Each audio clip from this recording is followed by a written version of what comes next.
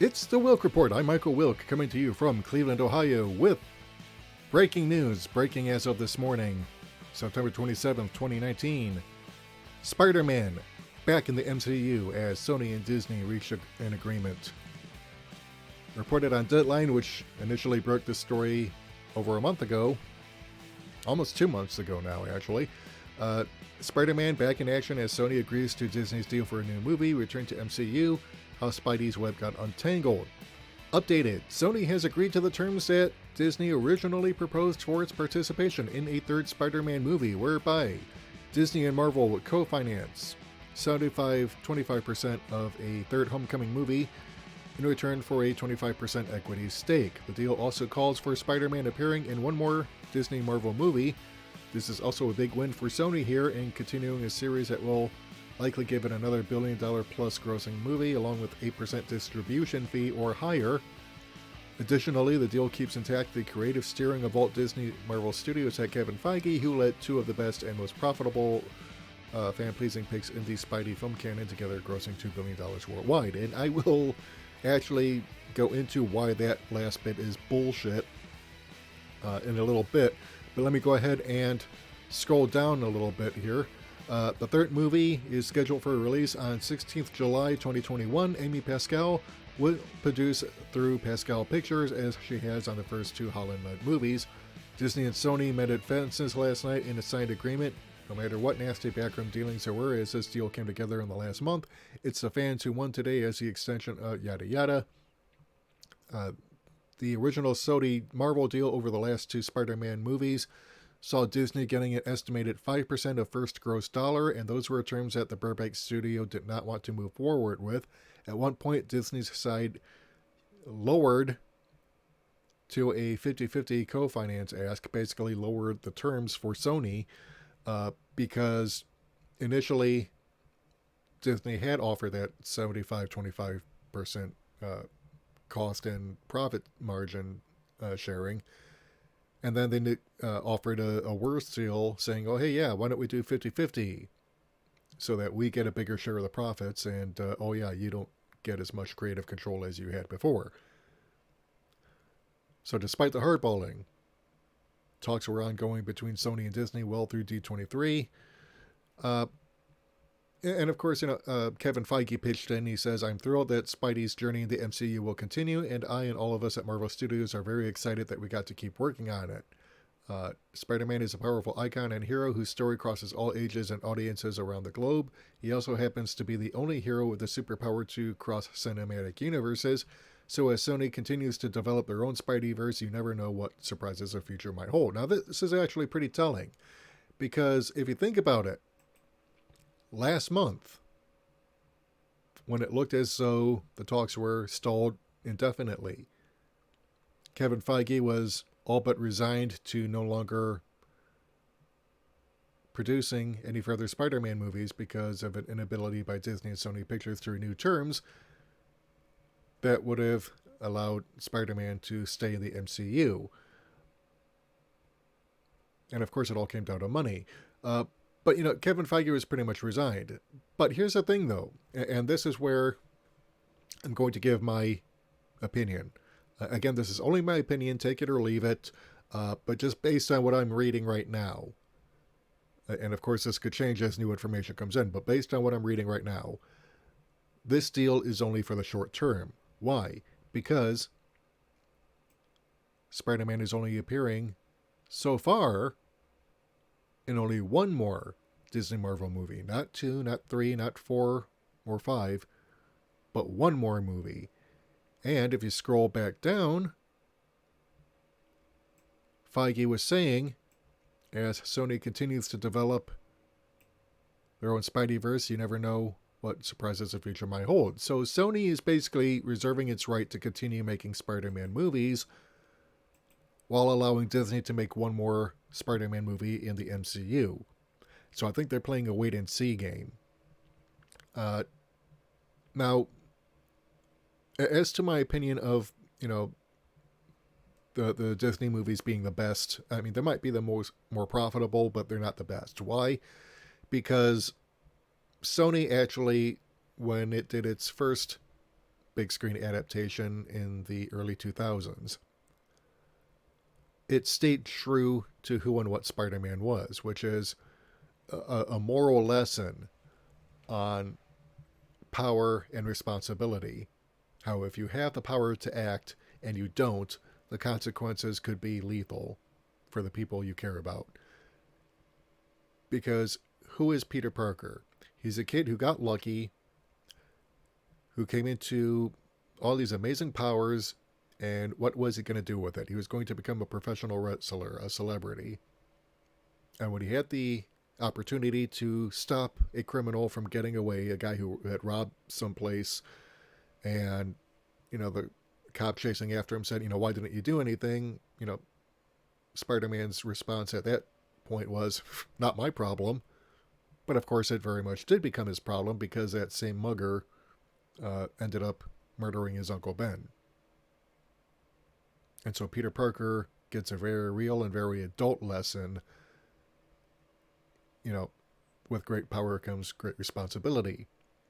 And Bill Maher, that elitist asshole, can dismiss it all he wants, as he disses the memory of Stan Lee. But for a 1960s kids comic, there's a very adult and very deep moral lesson. One that actually should be renewed from time to time. And Sony actually adhered to that in both iterations. In Sam Raimi's movie, and also in the movie starring Andrew Garfield. Now, granted, the Andrew Garfield movies did not do very well. That's more because of Alex Klutzman getting his paws on the franchise and running it into the ground like he does everything he touches. But, even at its worst, Sony's adaptations stayed true to the character. Marvel basically took that away. They made Spider-Man a protege of Iron Man, Peter Parker of Tony Stark, and basically took away that element.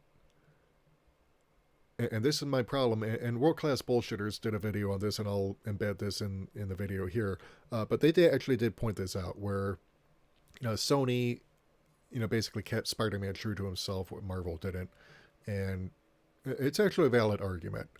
Now, in terms of who actually is to blame on this, before anyone goes ahead and gets it into their head, oh yeah, Sony, suffered a huge PR debacle from this. No, they didn't, because this is the situation.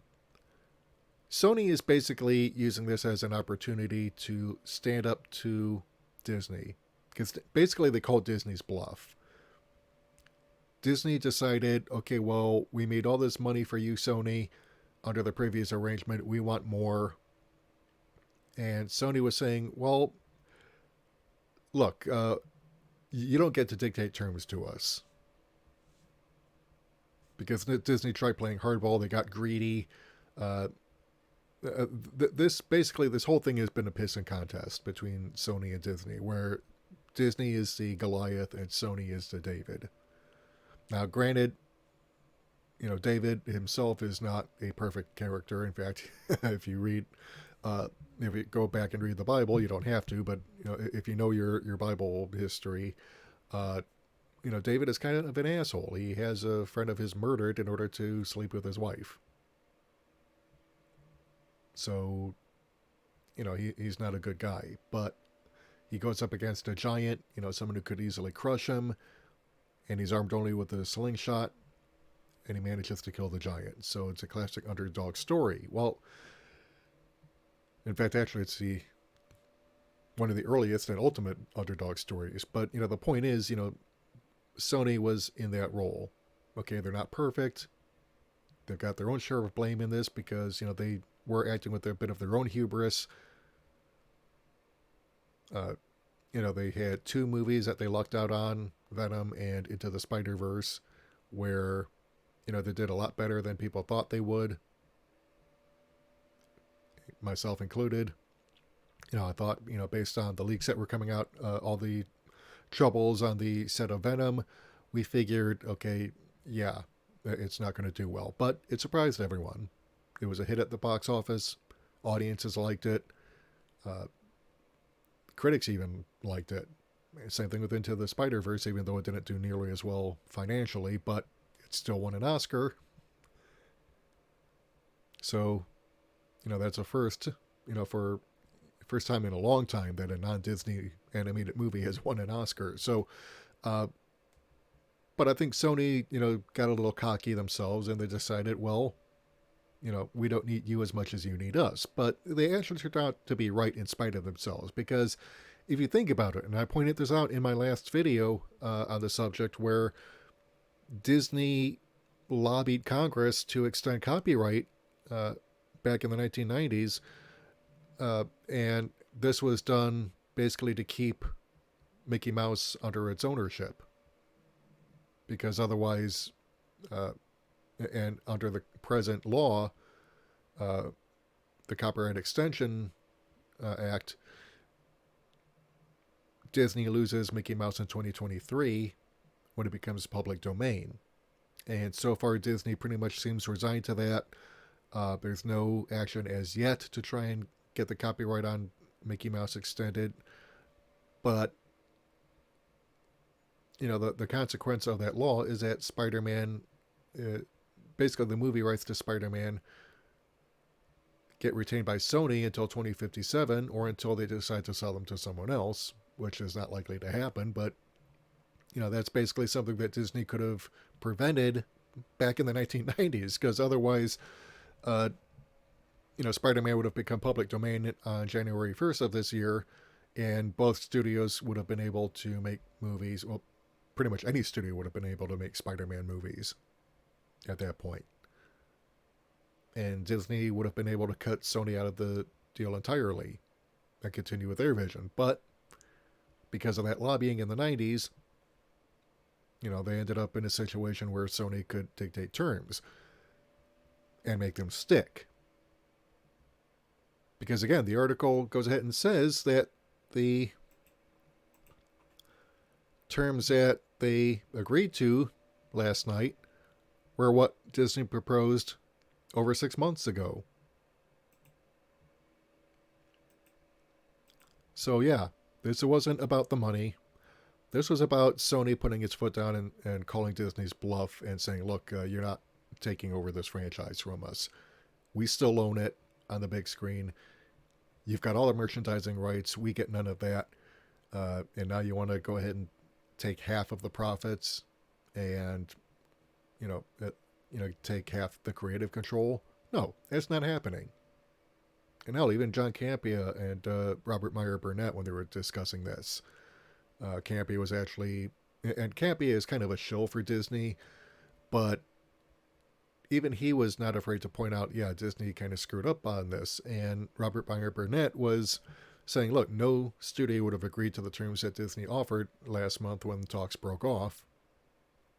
So we're seeing a bit of a spin job here, where they're trying to spin it in the media as a victory for Disney and make Sony out to be the bad guys. And yeah, to the extent that Sony does bear responsibility for its part in this mess, yeah, it does. But Disney was still the bad guys here. So don't let yourselves get fooled. This is a situation where if Disney had not agreed to basically back down, because I would love to have been a fly on the wall to listen to the talks going on over the last month, because it looked like Disney was resigning itself to having to go through Marvel Phase 4 without Spider-Man. And again, Disney needs Spider-Man more than Sony did in the MCU. Disney was never going to carry Marvel Phase 4 with the wholly unlikable Brie Larson's wholly unlikable Captain Marvel. It just was never going to happen. It was set up from the beginning that Spider-Man was going to take over from Iron Man as the spearhead character for the Marvel Cinematic Universe. So yeah, Disney was in a position where, yeah, they overstepped their bounds, and they came this close to blowing it. And they must have convinced Sony that, yeah, I mean, yeah, we'll, okay, fine, we'll agree to your terms. We're sorry. We'll go ahead and spin this in the. But you can tell they're doing a spin job on this because, Kevin Feige is basically acknowledging, and Deadline is acknowledging, that Sony can and probably will continue to develop its own Spider-Man cinematic universe and eventually bring Spider-Man back into it. Because they're doing Venom 2, they're doing Morbius, and they're probably going to have Tom Holland do a cameo in Venom 2 to have Spider-Man brought fully into the Sony universe at some point. Because again, the article says there's only one more Disney Marvel movie in this deal. Just one. So, yeah. I don't think this is over quite yet.